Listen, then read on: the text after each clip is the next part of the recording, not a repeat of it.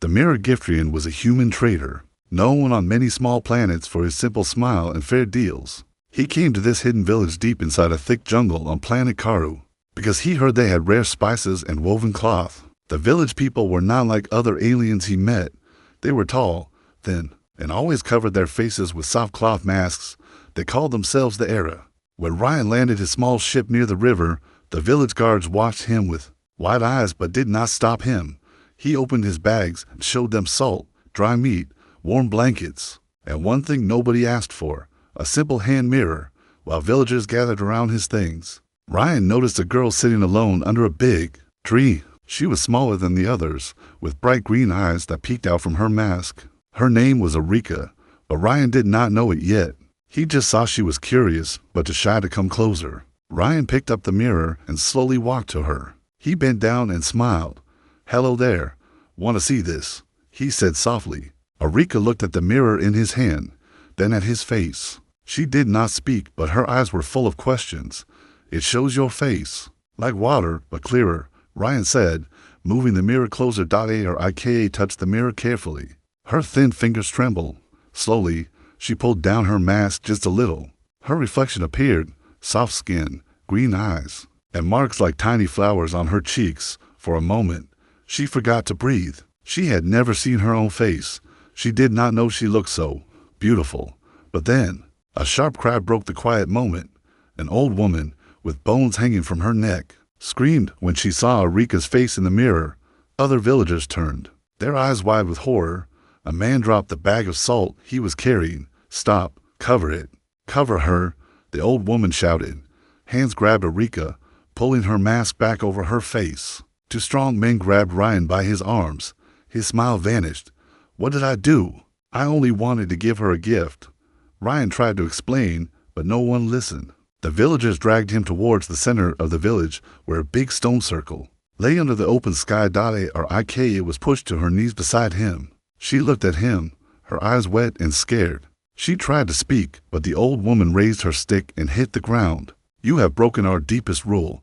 Human, no heir sees their own face. You have brought a curse upon us," the old woman said. With anger shaking her voice. Ryan's single quotes' mind raced. He had traded with many aliens before, but never heard such a law. He wanted to say sorry, but his mouth was dry. A warrior with a bone knife cut a mark on Ryan's arm. Blood ran down, but he did not cry out.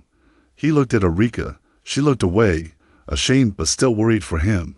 Villagers shouted around them. Some wanted to kill him now. Some wanted him to suffer for many days. Ryan felt the jungle grow darker as the sun set behind the trees. Drums started to beat, calling more people to see the human who broke their law. In the middle of the noise, Erika touched his hand. Her fingers were cold but soft. She leaned close and whispered, so low only he could hear, "I am sorry, traitor.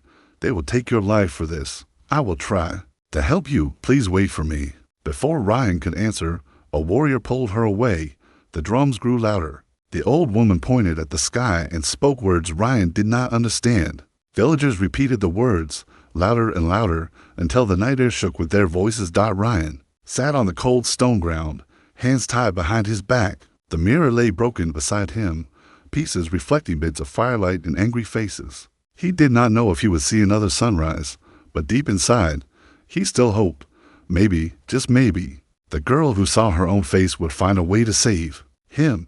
And somewhere far above, the stars watched in silence. The village judgment night fell heavy over the hidden village of the Era. The drums stopped at last, but the whispers did not. Every hut flickered with firelight. Elders gathered under the stone circle, wrapped in bone cloaks, their faces covered in heavy cloth. They spoke in their old language, but the meaning was clear. The human must pay for the shame. Ryan sat tied to a thick wooden post at the center. His arms ached, skin cut and bruised from the warrior's rough hands. Above him, the jungle canopy swayed gently, hiding the cold stars. He wondered if his ship still waited by the river. He wondered if he would ever see it again. Near the shadows, Erika hid behind a stone pillar. Her mask covered her face again, but her eyes were wild with fear. She clutched a small bone knife she had stolen from her brother's belt. It shook in her hand. The old matriarch, Elder Noza, rose from her seat. Her voice cracked like dry branches as she spoke for all to hear.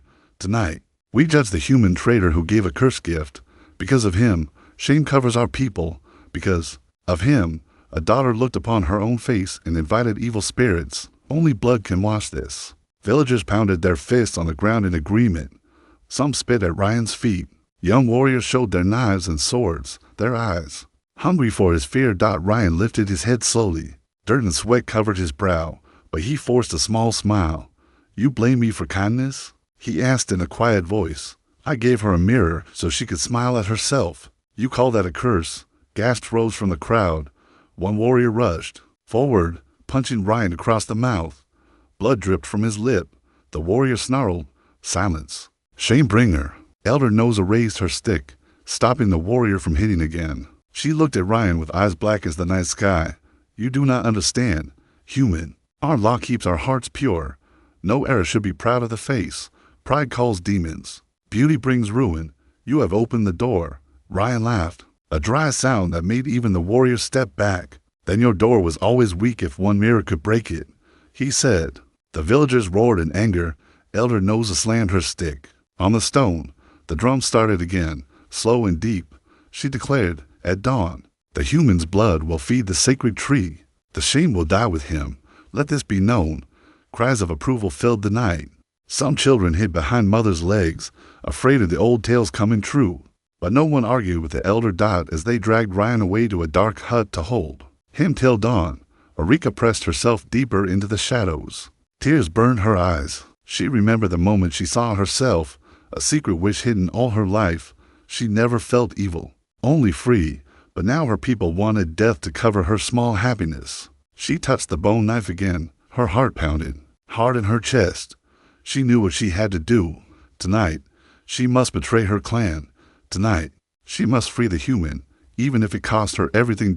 Inside the prison hut, Ryan lay on the cold ground. Moonlight slipped through small holes in the roof, painting silver spots on his tired face. He thought about his father's stories, how humans were always the odd ones in the galaxy. Too soft, too curious, too stubborn.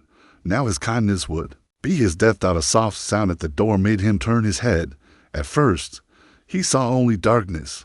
Then a face leaned close. Erika, her eyes full of fire. She put a finger to her lips and crouched beside him. Quiet. I come to help, she whispered, voice shaking but strong. Erika, they will kill you if they find you here. Ryan breathed. Better me than you, she said simply. She pulled out the bone knife and started cutting the rope around his wrists. Every cut made her fingers slip. Outside, footsteps crunched the dry leaves. Erika froze, pressing a hand over Ryan's mouth as the guards passed by, speaking in low voices about the dawn sacrifice. The guards moved away. Erika cut faster. Finally, the ropes fell away. Ryan groaned as blood rushed back into his numb hands. We must go now. This way, Erika said. She grabbed his hand, her small fingers strong despite her fear. They slipped out the back of the hut, stepping over sleeping dogs and broken baskets. The village was alive with torchlight and restless voices. Everyone waited for mornings. Blood. No one saw two shadows melt into the jungle edge. Behind them, the drums changed their rhythm. The people did not know yet, but their sacrifice was already slipping away into the black forest. The heartbeats running for life, with only stars to guide them. The escape plant jungle night was alive with secrets. Above the black trees, a half moon peeked through moving clouds, dropping pale light on the figures slipping between vines and giant roots. Ryan could feel every branch scratch his bruised arms, but he held Erika's hand tight. She led him like a ghost who knew every shadow dot behind them. The village drums changed again, no longer slow judgment, but a wild alarm. Somewhere in the darkness, angry shouts rose. The elders had discovered the empty prison hut. Hunters now spread through the trees with spears and dogs trained to follow a human scent. Ryan stumbled on a hidden root. He fell hard, pulling Erika down with him. They lay still, listening. Heavy steps moved past them, close enough for Ryan to hear the hiss of a hunter's breath. Erika pressed her fingers to his lips. He tasted mud and fear, but stayed quiet. After the danger passed, Erika pulled him up again. She spoke close to his ear, voice trembling but fierce. We follow the old river path. It hides footprints. Dogs lose smell there. Move faster now. They will burn the trees if they must. Ryan nodded. His legs felt heavy as stone, but he forced them forward. Branches whipped at his face. Somewhere far behind, a dog barked once. Then again, closer. After an hour of painful crawling, they reached a wide black ribbon of water. The old river. Mist floated above it, hiding the bank. Eureka grabbed a long branch, broke off the leaves, and pushed it into the muddy ground. She made Ryan sit on it so he did not sink too deep. "Take off your shirt. Cover your wound," she ordered. Ryan obeyed. The cut on his arm still bled, leaving a trail for the dogs. Eureka tore her own veil and wrapped it tight around the cut. Her eyes met his, soft but burning with wild courage. "Thank you for the mirror," she whispered. Ryan laughed, quietly, bitter and amazed at the same time. "Some gift, huh? No, it was freedom," she said. Then she pushed him gently into the cold water. The river bit like ice. Ryan gasped but forced himself to stay under. He drifted beside a fallen log while Eureka moved like a shadow on the bank, brushing away footprints with a leafy branch. The dogs arrived soon, 3 big beasts with red eyes glowing in torchlight. Hunters behind them pointed spears at the bushes. One dog sniffed the ground where Ryan's blood once dripped. It howled, circling madly, but the river water had washed away the smell. The hunters cursed and kicked the dog's hidden behind the log. Ryan's lungs burned. He fought to stay quiet while the cold bit deeper into his bones. Eureka turned to the hunters with shaking hands. She bowed low, pretending innocence. The human ran to the high rocks. "I heard him. He is weak. Go there." She lied, voice strong despite her fear. The oldest hunter slapped her face hard. She fell into the mud but did not cry out. The hunter growled, "If you lie, your mother's blood will pay." Then he signaled to the others. Dogs and men ran uphill, away from the river. Eureka waited until their firelight vanished between the trees. Only then did she wade into the river herself. Feeling the freezing pull on her bones, she found Ryan, holding onto the log, teeth chattering. "Come, deeper water hides us better," she said. They moved slowly, fighting the cold and the soft pull of the current. Above them, owls watched with silent eyes. Hours passed before they climbed out far down the river. Under a thick curtain of vines, Ryan fell to his knees, shaking so hard he thought his bones would break. Eureka gathered dry leaves and pressed close to him, sharing her body heat. For the first time since leaving the village, Ryan closed his eyes. He felt her breath on his neck, her small hands on his back. "Why help me?" he whispered. Half dashed asleep. Ika did not answer at once. Her fingers touched the cloth covering her face. Slowly, she pulled it down. In the faint moonlight, her face shone like a wildflower. "Because when you gave me the mirror, you showed me I was not just a shadow," she said. "If I must run forever, I want to see the stars without fear. I want you to see them too." Deep in the jungle, the hunters burned trees and cursed the empty rocks. But under the vines, a human and an alien girl lay side by side, sharing warmth, sharing hope, and dreaming of an escape that could cost them everything. The jungle trial when dawn broke. The jungle did not sing. Instead, it trembled with the echo of distant horns and the smoke of angry fire. Ryan woke first. His head rested on a bed of dried leaves and moss.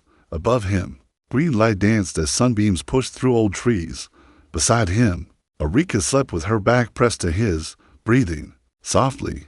For a few seconds, he almost believed it was a peaceful camping trip, not a death chase. But the smell of burning would reach his nose, pulling him back to the nightmare. Eureka woke with a jolt, eyes wide. She sat up and listened. From the far trees came the sound of men's voices, dogs whining, and branches breaking under heavy boots. The hunters were sweeping the river path. Ryan touched her arm. "We can't hide here anymore. They are closing in." Eureka's throat felt dry. She pointed east, deeper into wild forest, where the ground rose into steep cliffs and hidden caves. "Follow me. No path there. Too hard for the elders to climb fast. But we must be careful. Old animals live there. They picked up what little they had. Nothing but courage and bruised bodies." The two fugitives crept deeper into the tangled heart of Karu's oldest jungle. The air grew thicker. Giant roots like snakes blocked their way. Once, Ryan's foot sank into a swampy hole and he almost vanished. But Eureka pulled him out with all her strength. They found a narrow trail near the cliffs. Vines hung low, and the sound of trickling water hid their footsteps. Ryan's legs shook from weakness, but he refused to stop. Then, the forest changed. Silence fell. No birds, no insects, only the distant crack of hunters searching below. Ryan felt a chill crawl up his spine. "Why so quiet here?" he asked softly. Eureka pointed at claw marks on a giant tree. "The ancient beast sleeps near. I thought it was only stories. Maybe it moved far away." Ryan laughed under his breath. "Great. A giant angry beast or angry villagers. Either way, we die if we stop." Eureka touched his cheek quickly, surprising him. "Then don't stop. Not even for fear." They pushed on until they found a hidden cave behind a curtain of roots. Inside, the smell was damp but safe. They squeezed in and sat side by side, hearts racing. From the darkness behind them came the faint sound of water dripping. Ryan looked at her, his face lit by a soft green glow from a patch of moss. "Do you trust me now?" Eureka smiled. "A fragile thing but real. I trusted you when you showed me my face. Now, I trust you do not give up." Outside, the hunters spread out, torches flickering like fireflies through the trees. Shouts rose. A tracker had found footprints near the swamp. Barking dogs rushed forward. Inside the cave, Ryan and Eureka pressed deeper into the shadows. A hunter's spear poked through the root curtain, missing Ryan's leg by an inch. He held his breath. Eureka squeezed his hand, her small fingers sticky with fierce sweat. Suddenly, a roar shook the ground. Not human, not dog, a deep, ancient growl that made even the hunters freeze. From the jungle shadows, a huge shape moved, scales glinting, like wet stone, claws bigger than Ryan's arms. The ancient beast. The stories were true. The dogs panicked and fled. Hunters shouted warnings, but too late. The beast lunged, breaking trees like twigs. A hunter screamed once before the jungle swallowed him. Hold out. Ryan grabbed Eureka. "Now, run deeper." They stumbled out the back of the cave into a hidden tunnel. Behind them, the roar and screams mixed with snapping branches and terrified men. The beast had become their accidental shield. The tunnel was narrow, wet, and full of crawling insects. Ryan felt rocks scrape his shoulders, but he forced himself forward, dragging Eureka when she stumbled. Behind them, the tunnel entrance shook with the beast's growl. After what felt like hours, they burst out of the tunnel onto a high ledge. Below, the jungle spread wide, endless green, free from smoke and hunters. For a second, wind touched their faces and they could breathe. Eureka leaned on Ryan's shoulder. "The beast will kill many tonight. The hunters will fear this forest for days. We have time to reach your ship now." Ryan laughed, tired but strong. "Then we run. No more stopping. I promise." They stood side by side, filthy and bruised, but eyes shining with new hope. Behind them, the ancient forest roared, with wild power, nature itself fighting for two souls brave enough to run against old chains.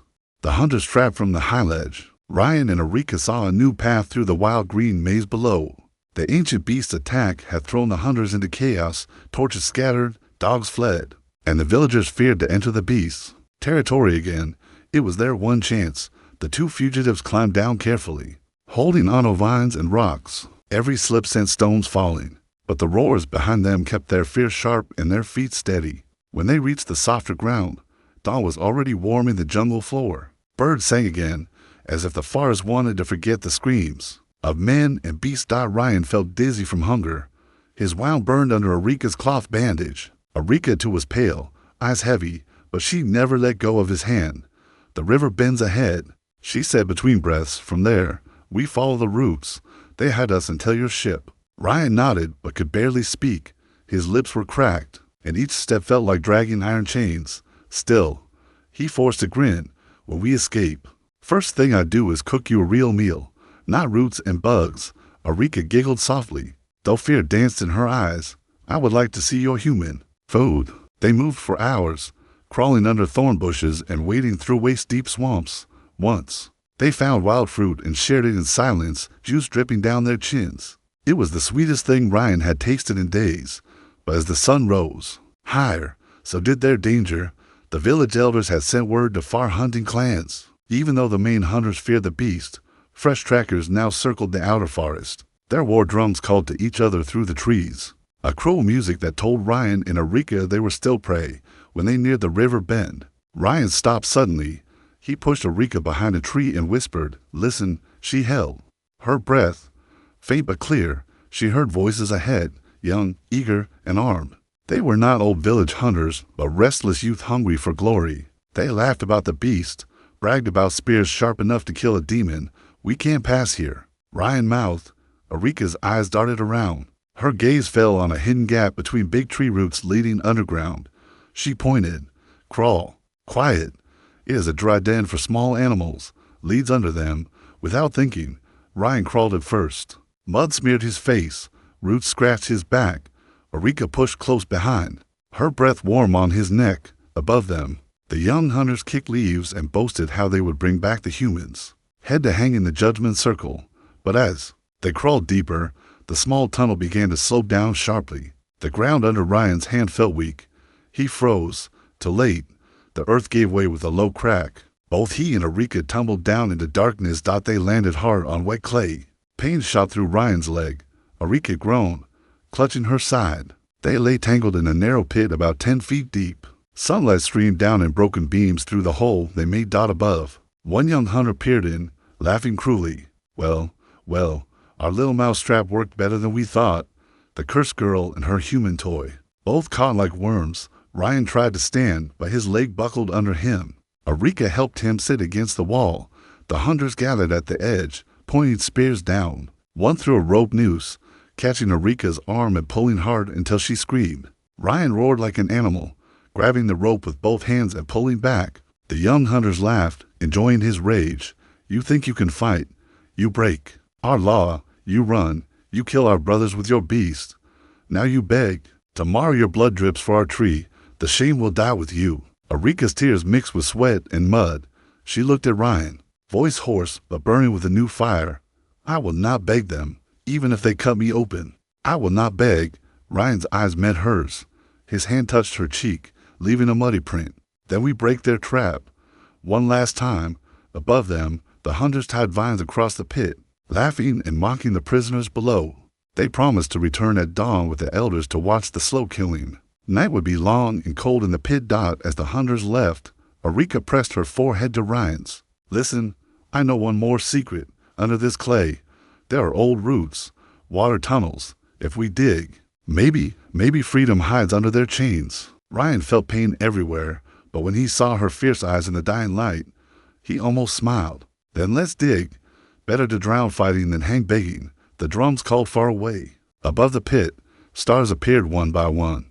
Below, too, rebels clawed at the earth like desperate animals, ready to gamble their last breath for the taste of freedom. The broken long night fell like a heavy blanket over the jungle pit. But inside it, Ryan and Erika did not sleep. Their fingers were raw, nails broken as they dug through wet clay and tangled roots. Every handful of dirt pulled them closer to freedom, or maybe to an early grave. But neither spoke of death. Their eyes told each other enough. We do not surrender. Above them, the villagers had tied a web of thorn vines across the pit's mouth. Now and then, guards peeked in, laughing at the worms in a hole. They believed the humans and the cursed girl were too weak to escape. They believed their law was stronger than a heart's will. They were wrong. Ryan's arm burned with every move. Blood from old cuts mixed with the wet dirt. Once he paused, chest heaving. Erika, you should stop. If they catch you digging, they will kill me anyway, she hissed, voice shaking but steady. I choose my death, or I choose my freedom. Her small hands vanished into the narrow tunnel they had made at the pit's side. Ryan saw her shoulders shiver, but she did not stop. He followed her lead, pushing dirt behind them, covering any noise with whispered prayers to stars he could not see. Hours passed. Above, the jungle grew quiet. Even the guards drifted off, thinking the pit held only broken spirits. Then Erika's fingers touched air. She gasped softly, that forced her voice calm. Ryan, the tunnel opens. I smell fresh water. Ryan crawled beside her, feeling the damp breeze kiss his bruised face. He squeezed her hand once, ladies first. They wriggled through the narrow crawl space, sliding belly first like snakes. Behind them, the pit's cold walls vanished into darkness. Ahead, the ground sloped sharply down. Suddenly, the clay broke away and they tumbled forward, splashing into an underground stream. Cold water shocked Ryan awake. He surfaced with a choke, dragging Erika up beside him. She clung to his neck, laughing and crying at the same time. We did it, she gasped. Not yet, Ryan warned, his eyes scanning the pitch-black cave. We swim. Current goes somewhere. We follow it until we see stars. They drifted, half swimming, half letting the cold stream carry them. Sharp rocks scraped their knees. But the thought of dawn and the blood tree behind them fed their strength. After what felt like forever, moonlight appeared, a thin blue crack above. The stream poured them out into a hidden pool at the jungle's edge.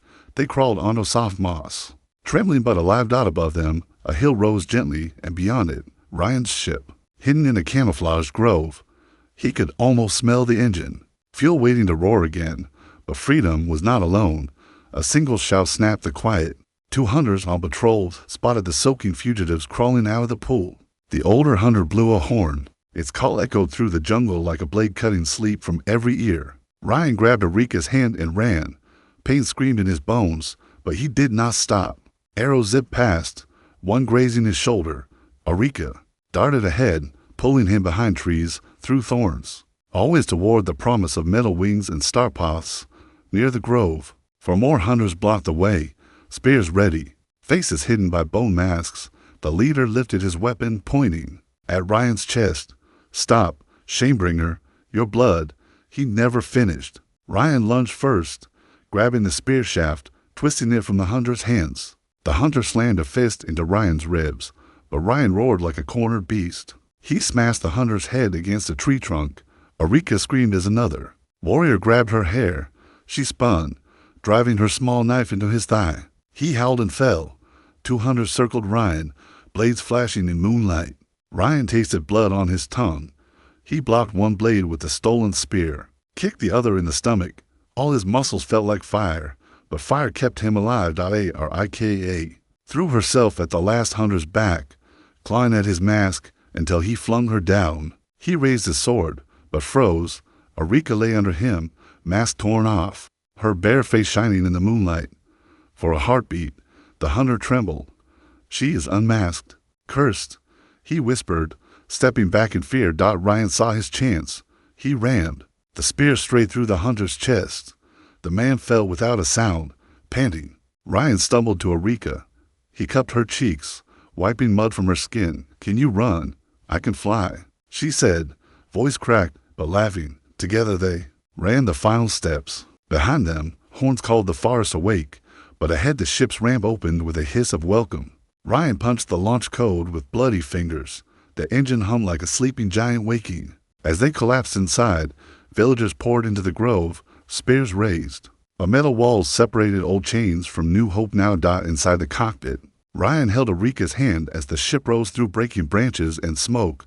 "The law is broken now," Erika whispered, tears shining like starlight. Ryan squeezed her hand back, eyes on the stars. "Good. Some laws deserve to break." Outside, the jungle roared below, powerless at last to chain the wild hearts that chose freedom over fear. The new path ship rose through the jungle canopy, ripping leaves and branches free like a beast shaking off old vines. Inside the cockpit, Ryan's hands danced over blinking lights. Half by instinct, half by sheer will, every control beeped. Warnings, low fuel, damaged thrusters, overheating core, but none of it mattered more than the girl beside him. Erika sat in the co-pilot's chair, wrapped in a thin blanket Ryan found in the emergency kit. Her face, once hidden all her life, was open to the world now, streaked with sweat, mud, and small cuts, but shining with a fierce pride that made her look almost royal. Beneath them, the villagers shouted useless curses at the sky hunters, threw spears that fell back into the trees. The elders howled prayers to old spirits to pull the human craft down. But the stars did not listen tonight. Ryan laughed breathlessly, staring at the blue atmosphere above. "Hold on tight. It might get rough." Erika gripped the seat as the ship's engines coughed and stuttered. Sparks danced across the controls. Alarms screamed, but Ryan's eyes stayed calm. The same stubborn calm that gave her the mirror. "That gave her freedom. Even if we fall," she said softly, her voice steady despite the shaking hull. "I am not sorry." Ryan turned to her, a grin splitting his battered face. "We won't fall. I made a promise. We see the stars together. No broken law will stop us now." The ship punched through the clouds, metal groaning under the stress. Ryan kept one hand on the stick, the other reaching over to squeeze hers. Her fingers curled around his, warm and alive. When the blue sky turned dark and sprinkled with endless tiny lights, Erika gasped. Her eyes widened, reflecting the universe. "So many," she whispered. "So many stars. Are they all free like us now?" Ryan laughed, but there was an edge of pain in it. "Some are free. some are not. But tonight, we are one of them, and that's enough. But freedom had one last price. The ship's console flickered, the fuel gauge flatlined, the engines sputtered. Ryan felt the craft lurch, drifting in low orbit, but powerless to climb further. "We can't reach the trade station," he muttered. "Life support, maybe 2 days. Then, well," Eureka looked at him, and instead of fear, there was calm in her eyes. "That we choose again. Even if we die here, no chain holds my face, my heart, my choice." Her small hand touched his cheek, wiping away a streak of blood and sweat. For the first time, she leaned in and kissed him. Soft but certain, a gift she had never imagined giving in her old life. Ryan closed his eyes, letting the silence of space wrap around them. For a heartbeat, all alarms and worries faded. There was only warmth, breath, and the truth they shared. Freedom is worth dying for. A sudden beep jolted him back. The console flashed, an old signal, weak but real. "Incoming transport ship. Requesting identification." Ryan's single quotes laugh filled the tiny cockpit. "Look at that, princess. Maybe the stars are kinder than your elders." Eureka smiled back, pressing her forehead to his. "You gave me my face. I give you my future. We choose it together now." Outside, the rescue ship's lights blinked closer, breaking the dark like a promise. Below them, the jungle slept once more, unable to hold the wild souls who dared to dream beyond old bones and broken mirrors. And above, in the endless dance of stars, a simple truth burned brighter than any ancient law. A human's kindness can shatter chains no tribe can bind again.